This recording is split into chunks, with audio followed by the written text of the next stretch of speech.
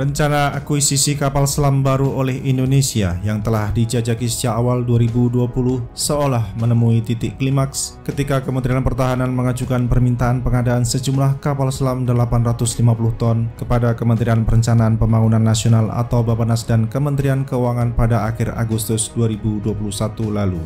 Padahal dalam setahun terakhir, Menteri Pertahanan Prabowo Subianto telah bolak-balik berkunjung ke Prancis dan Jerman, termasuk bertemu dengan para petinggi Naval Group dan ThyssenKrupp Marine System.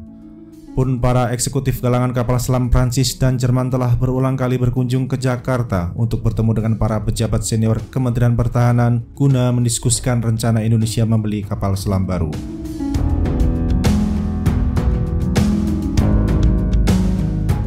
Di luar kedua galangan kapal asal Italia yaitu Fincantieri juga menawarkan solusi kapal selam kepada Indonesia. Namun dibandingkan dengan pesaingnya dari Prancis dan Jerman, tawaran detail kapal selam dari Fincantieri tidak terlalu jelas dan terang benderang. Akibatnya, beberapa spekulasi muncul mengenai tawaran kapal selam dari galangan Italia ini, termasuk informasi yang belum dikonfirmasi oleh Fincantieri bahwa mereka menawarkan kapal selam dengan panjang 61 meter, namun dengan awak yang lebih sedikit dibandingkan kompetitor. Muncul pula informasi bahwa galangan yang memiliki kedekatan dengan Qatar ini menawarkan kapal selam yang akan dipensiunkan dari Dinas Marina Militare.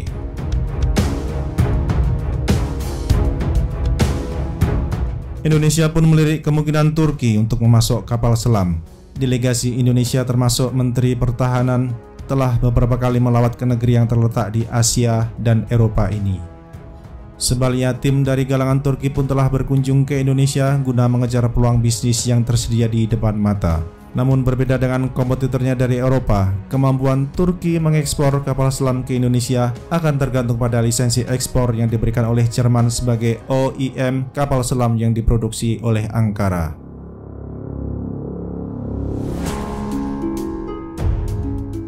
Dalam perkembangan terakhir, mengutip beberapa sumber yang mengetahui rencana akuisisi kapal selam, Kementerian Pertahanan telah menghentikan sementara proses pengadaan kapal selam yang telah ditempuh. Sebagai gantinya, kini rencana pembelian senjata bawah air ini telah diriset ke titik nol alias dimulai dari awal lagi. Walaupun terdapat usulan pembelian kapal selam 850 ton, akan tetapi Kementerian Pertahanan kembali mempertimbangkan rencana pembelian kapal selam diesel elektrik yang sudah tersedia di pasar, termasuk buatan Naval Group dan ThyssenKrupp Marine System.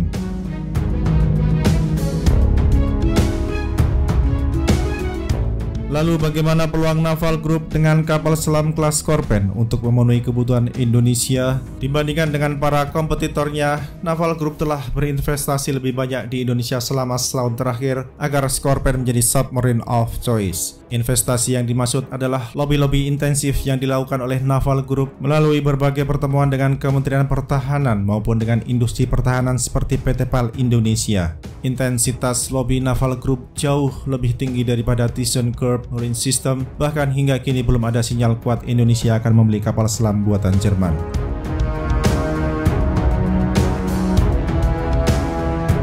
Dengan riset proses akuisisi kapal selam, Naval Group masih mempunyai peluang untuk memenangkan pasar Indonesia. Kondisi itu diperkuat dengan perkembangan lingkungan strategis lewat keputusan Australia untuk melakukan studi akuisisi kapal selam nuklir, sehingga Indonesia di masa depan tidak akan dapat berbuat apa-apa kalau mengandalkan kemampuan peperangan di bawah airnya pada kapal selam 850 ton. Bagaimanapun, size does matter.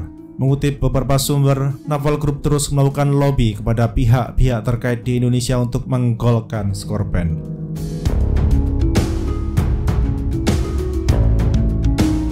Apakah lobby tersebut akan berhasil memenangkan pasar Indonesia? Jawabannya akan ditentukan oleh keputusan Kementerian Pertahanan apakah masih akan bersikeras pada kapal 850 ton yang unproven ataukah memilih kapal selam diesel elektrik yang proven dan tersedia di pasar. Selain itu, seberapa mampu Naval Group meyakinkan Indonesia bahwa akuisisi kapal selam Scorpion akan berkontribusi pada peningkatan penguasaan teknologi kapal selam Indonesia ke depan. Harus diingat, keinginan ambisius beberapa tahun lalu untuk menguasai teknologi kapal selam dengan mengandalkan pada kapal selam yang unproven telah dan akan terus dibayar mahal oleh Indonesia hari ini dan ke depan.